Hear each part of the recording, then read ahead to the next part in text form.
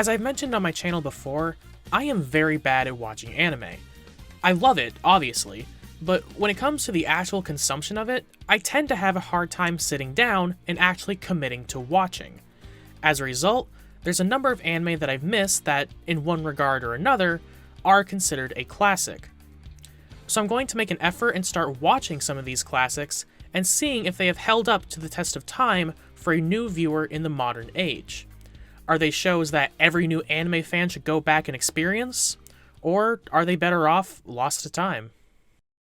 I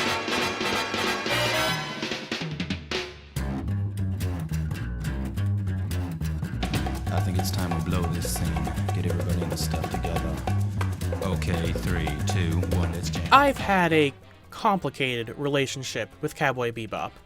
And when I say that, what I really mean is everyone else has had issues with my relationship with Cowboy Bebop.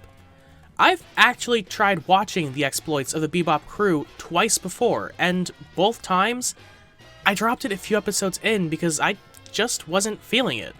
Boo! But what I said literally every time to preface that was how I did not think Cowboy Bebop was a bad show, and that I could actually see why people liked it. It just wasn't working for me, and I didn't really know why. Boo! You stink! And that was still the reaction I got. So, with my new Does It Hold Up series starting, I figured this would be a good excuse to sit down and really force myself to go through the entire series, try and figure out if there was something I was missing. People hold Boy Bop Cowboy up to be one of the penultimates, the perfect gateway anime to new viewers, a timeless classic, and one of, if not the best, English dubs out there. And with the recent hoopla online over Netflix's live-action adaptation being yesterday's news, I'm now in that fashionably late time period where everyone else has already moved on from the subject that I want to talk about, which is pretty much my channel's MO at this point. Now that I've finished it, I can finally and honestly say, yeah, okay, I kinda get it. B-Boy Cowbop follows the ever-growing crew of the Bebop: Spike, Jet, Faye, Ein, and Edward. On the face of it, it's a show about bounty hunters traipsing across the galaxy, hunting their bounties. Underneath, however, it's an incredibly deeper show that is focused around the plights and perils of people who run from their past, the closure of confronting it, and the punishment for putting it off for too long. And what the show does incredibly is fully explore each and every cast member with this theme in mind and demonstrate how different people grapple with their own past lives and the impacts that it can have. It's a fully fleshed out tale that never really loses sight of the message it's trying to tell, and gives us wonderful and engaging adventures to be the catalyst for said message. I will say that I think the characters are like 90% of what makes this show so great, and I think a huge part of that is how flawed each of the characters are, and the fact that they recognize their own flaws and issues, where they've screwed up in life, how they've been in the wrong, and then they are forced to carry the burdens of their dark past on their persons, some more literally than others, as they figure out their decision on whether or not it's something they ever want to confront again. You have Spike Spiegel, an emotionally shattered ex-syndicate member who ran away from everything in hopes of starting anew, but lets the loose ends he left behind eat him away.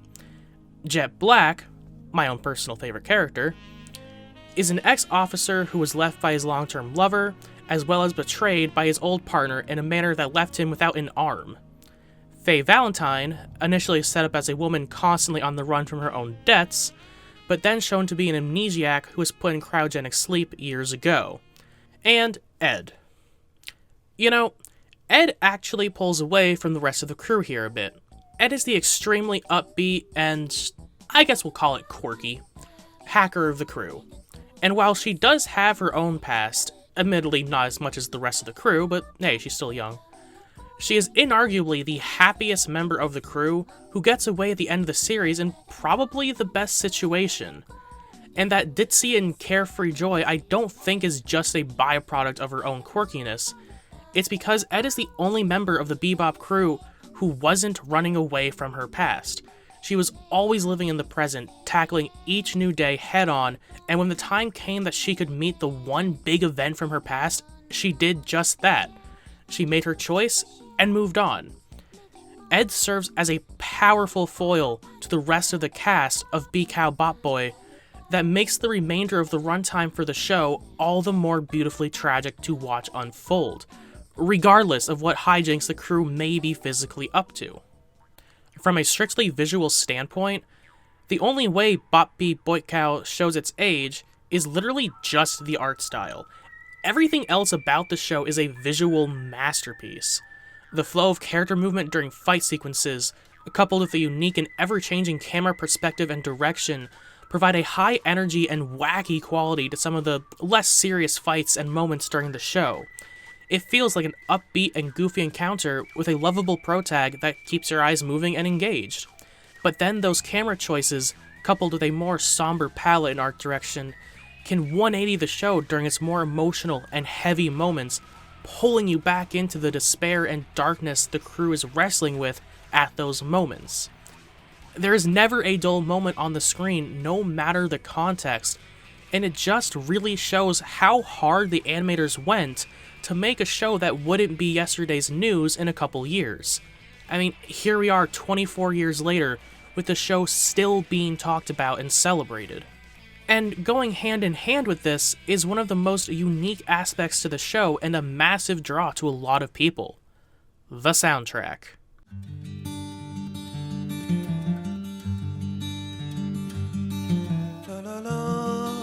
Even before I found myself able to enjoy the show, I had to recognize the sheer funk, groove, and emotion behind each and every track. Just as with the visual direction, the music pulls you straight into the scene and beautifully gets you grooving or pulls at your heartstrings as the situation calls for it. And frankly, you'll be hard-pressed to find another anime that features a similar style of jazzy bebops with western twangs, all to an interstellar theme. And that's all ignoring the opening that comes with each episode, which has solidified itself so hard as one of the most recognizable anime openings that even folks who don't engage with anime can recognize the theme. And with an incredibly sized soundtrack full of music composed specifically for the show, it feels like each moment has its own custom-tailored masterpiece to accompany it, rather than just recycling the same themes. There is one aspect, though, about this show that people commonly fawn over that I feel like I don't particularly understand. And I think this is the victim of nostalgia at play. Cowboy Bebop, yeah, I've already given up on that bit, is commonly held up as a holy standard for English dubbed voice acting in anime. Ask random anime fans what the best English dub is, and if they don't laugh in your face and then spit on you for watching dubs in the first place, then they'll likely say Cowboy Bebop, no question. And I gotta say, I don't get it. Side characters and background characters were absolutely god-awful at points, and just kinda acceptable at others.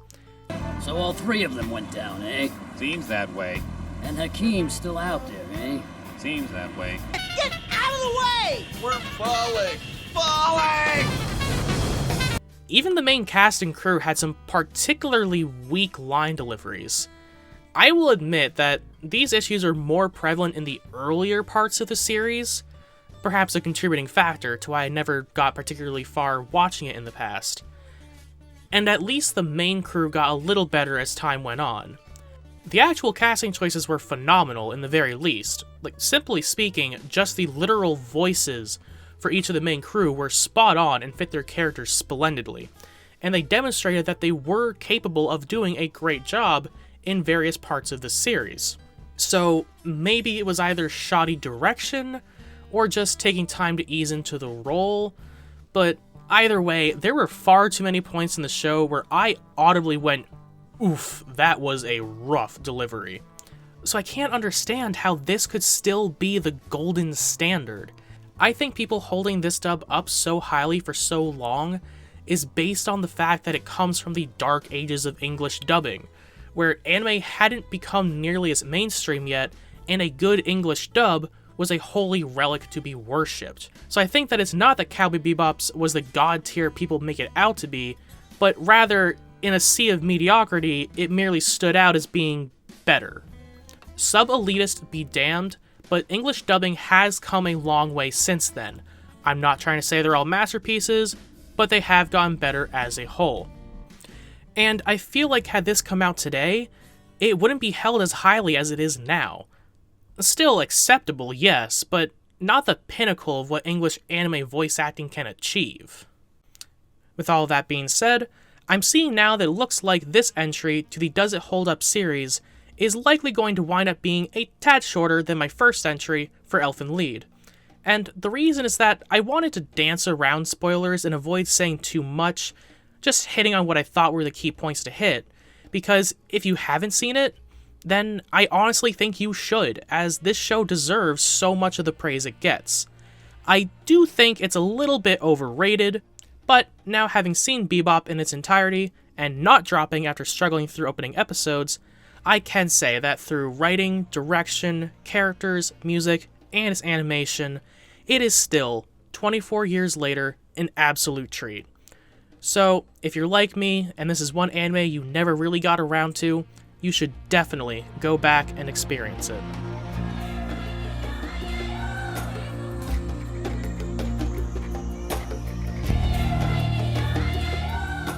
As always, a huge shout out to my Patreon supporters. If you've seen Cowboy Bebop, drop a comment down below and let me know, do you think you'd enjoy it as much now? Or let me know why you fell in love with it in the first place, or if you hated it. If you liked the video, please do all the liking video things. Also, check me out on Patreon to help me keep making more and better videos. Until next time, I'm CJ Picor, the Angry Avocado, and I still don't have a sign-off.